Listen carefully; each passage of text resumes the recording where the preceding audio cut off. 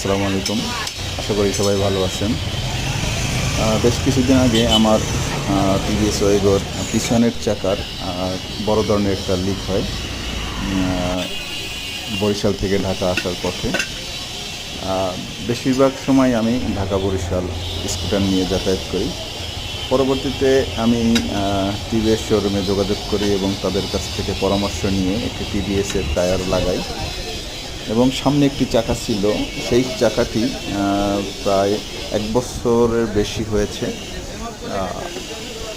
টায়ারে jail ভরা। But আসলে নিয়ম হয়েছে 6 মাস পর জেল পরিষ্কার করে নতুন জেল ভরতে হয়। তাই সামনের চাকা খুলে ওয়াশ করে নতুন করে আবার একটি জেল ভরি। ওনারা বলেছেন এটা 1 বছর চালানো যাবে এই জেলটি। যাই হোক, সবাই ভালো থাকবেন। ছোট একটা